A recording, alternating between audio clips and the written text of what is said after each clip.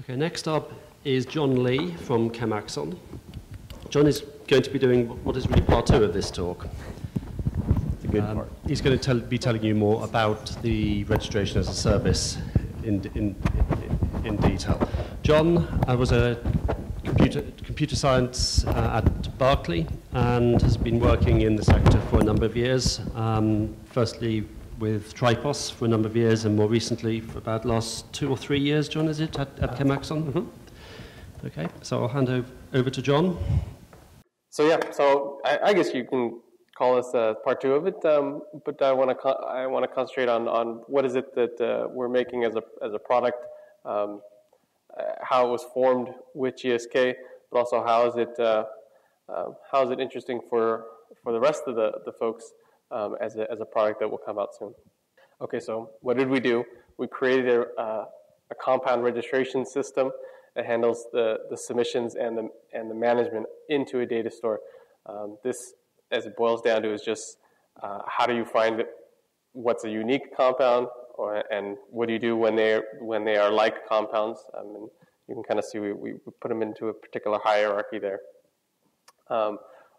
Most people know it as kind of a parent with versions and lots hierarchy. And of course, what we did was we had a collaboration venture with GSK using an agile, basically an iterative development process there to replace the GSK system. You saw an architecture with Charlie's slides, but again, I just want to remind you here on the left, the feeder system. This is the ELMB, or the electronic lab notebooks, bulk loaders, that sort of thing as the data will come in. The consumer systems at the, I guess on the right side, these are the downstream apps that your end users are using, and maybe other data stores that they're using for their apps. In the middle is what that product would look like. This is the blue cloud is just the service handling all the requests, and then the 3 boxes on the bottom are basically the client pieces, the web reg type things, the thing that the chemist would use to add molecules, the registrar client, which is where the registrar will go in and fix things, and then some administrative functions. Again, the basic workflow. Sally, you'll have seen this with Charlie's workflow, but I just put it in a little more boxes and arrows. Submission will come in. There's a standardization and validation cycle here. If we can fix it, that's great. We'll auto fix it. If not, and of course, if it does, then it becomes a validated submission. If it doesn't, it'll go to the staging area for registrar intervention. He can go ahead and try and fix it and resubmit it.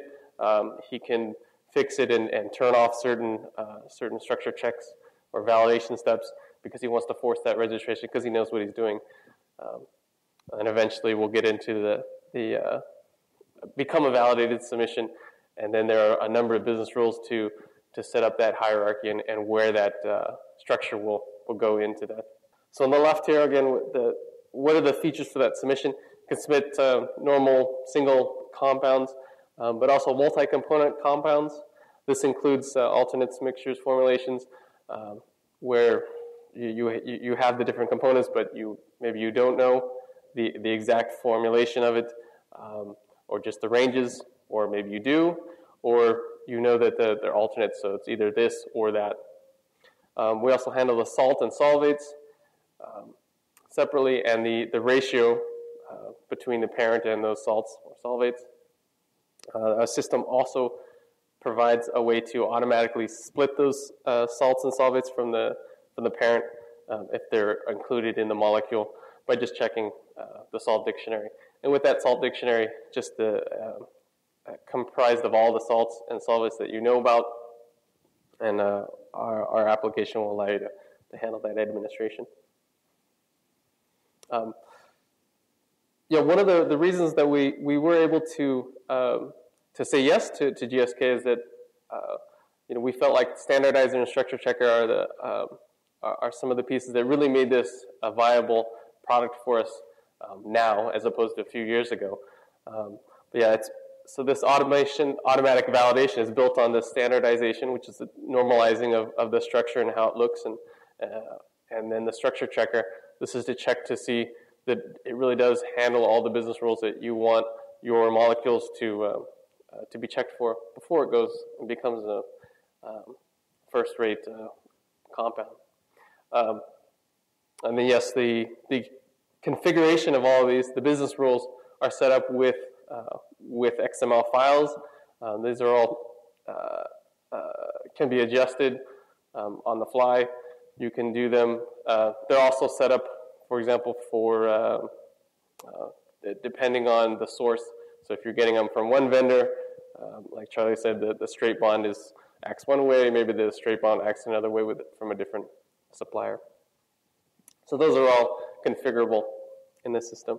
And then the structure, the staging area and the correction page, a lot of work has gone in there to make the registrar's life easier, and basically to make the system more efficient, but basically showing the possible hits that a structure has that needs attention. And when you do have a match, like you could have a 2D match, you can have an exact match, you can have a tautomer match. But what to do with that? Do we make it a unique compound? Do we replace that compound because it was poorly drawn, or do we accept it as the one that we found as a match? Again, and to help out the registrar, you can do this all in kind of a batch mode or a bulk mode, where you're doing you're selecting a whole bunch of compounds that you know can get fixed the same way, or should get handled the same way. Amendments. This is the feature where basically the molecules have already gone in there, and now you're going to, instead of just submitting it, you're going to basically amend it, and the registrar is going to get a chance to fix something that he knows he's already has gone wrong, and they want to fix something.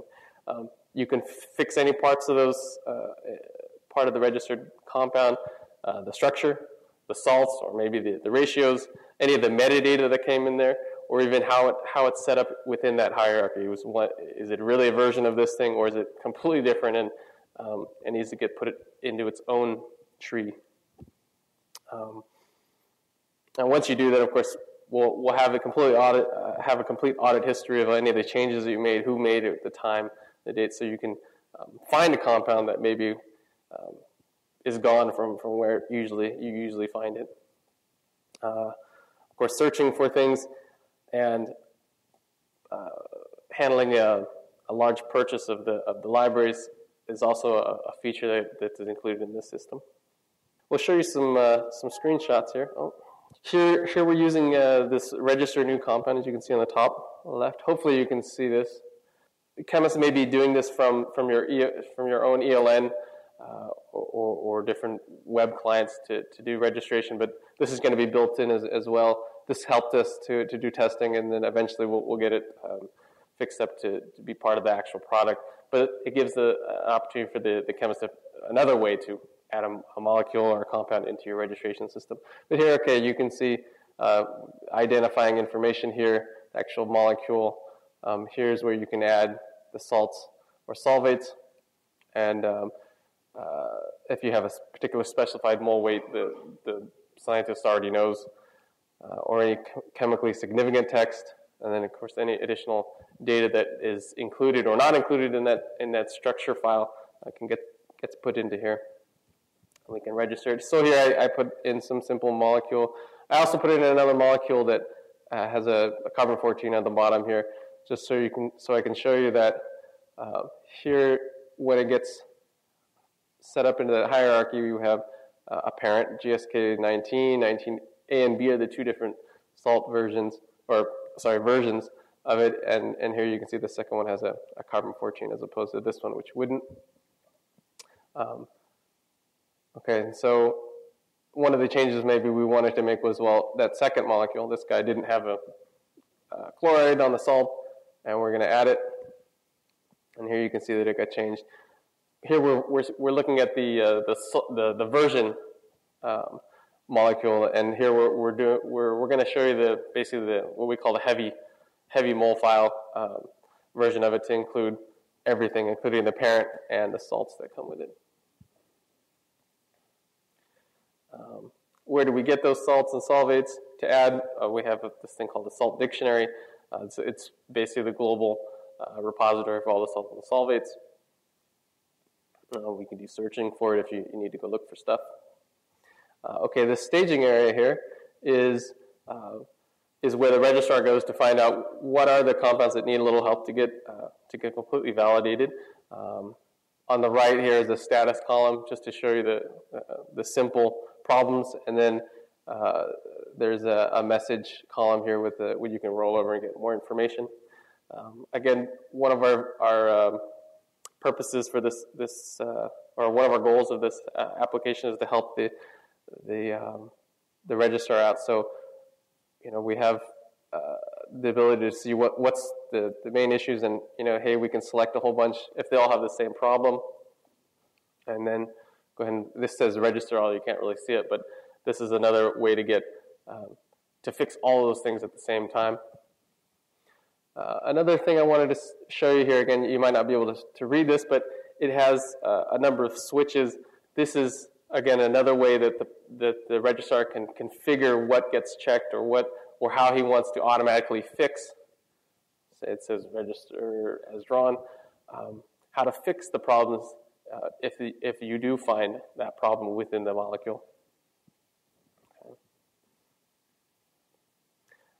This is just to show the functionality that you can restrict some of the downstream access if either it's not ready or you don't want to show it because it's a partner compound and certain partners can only have, say, a restriction class of 5 or 3 and they don't have the permissions to see that particular compound or data associated with it. Here's just a picture about the audit history. Here you can see, okay, I changed this molecule to this molecule, and it shows the dates and the times. Sorry, so the technical details, I'll just quickly go over these things, but we talked about that we put it in mol V3000 as the input format. Again, a very robust information vehicle for that technical information, including things like stereochemistry. Much better for 3D type of information as well. I talked about the metadata that has this text, this chemically significant text, includes things like stereoisomer ranges and any descriptions that you need to put onto a molecule if you don't actually have a structure. It's based on JChem-based technology and the other two pieces that I talked to you about. Marvin as well for sketching and viewing, and then it's built on the open source MySQL, Tomcat web container, Ajax web clients, and of course it will work well with a service-oriented architecture, and that's what they have at GSK.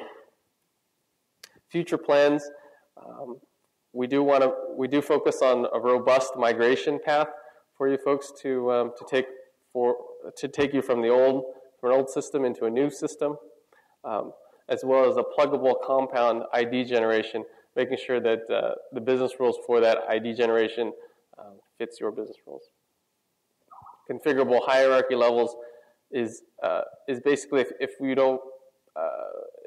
your system isn't set with the three level regular parent version and lot, maybe you have a 4th level sample or preparation, whatever. We'd like to include that as well. Role customization, amendment, and access.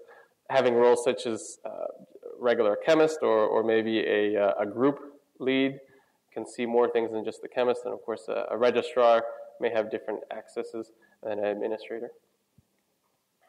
Okay, so when those things, when you're including all of those things, and it doesn't quite fit all of the requirements for your business, of course you'll have to work with us to make sure that it's integrated well with your processes. I like to just note that we're using a agile software methodology, and in fact we're using the Scrum flavor of that methodology, and it really works well with some of the things that actually Sarah mentioned this morning is having a better access, a better control for your changing requirements, and you set the requirements, and you can change your mind even later down the road, and we'll react to those changes. What we've seen with Scrum is that we're able to measure our velocity a lot better, the number of functions and features that we're able to provide and get out the door to you, and it gives us a better prediction about the completion dates. Okay, so this is a picture of our service team. I want to thank Edward, myself, as on the team, Roland, Diana, Akos, Sherolta, and Attila. You can see those folks there. And I also want to have a special thanks out to the GSK folks who work really well with us, providing services like testing, business analyst, development, of course, and some project management to help this product be what it is today. So I want to give a special thanks to them. And I want to thank you for your participation, your attention. I want to remind you that we are looking for pilot customers in the near future. Okay, I'd like to open up for questions. What do you put behind the customer's firewall, and how do you gain access to? Okay, so all of these pieces, the feeder systems, the consumer systems, are all part of GSK, so they're completely in the firewall. This part is outside of the GSK internal firewall, but it's still on GSK property. It's still housed in basically the server as they own it, and so that's why that liability is much has been transferred back to GSK. Mm-hmm. So I understand the idea of using a web app for all your chemists, right? I mean, because you get it out, a lot easier distribution.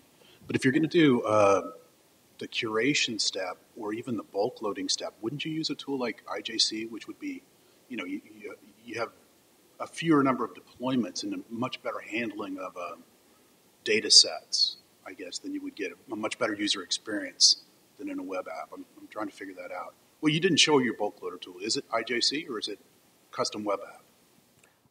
Right now, it's so the bulk load. Right, we didn't show it. Actually, it's a specific. Some of it is specific to GSK's supplier, and the format that it has as it's coming in. So yeah, of course, we didn't show it, but this is something that we'd like to incorporate into the product and be able to have to be configurable for any of the new customers to come in.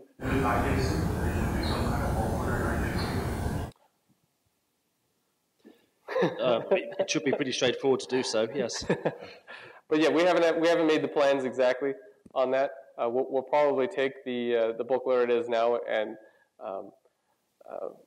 enhance it, and then we can see if we have any more shortcomings there. We may be including IGC into that. Mm-hmm.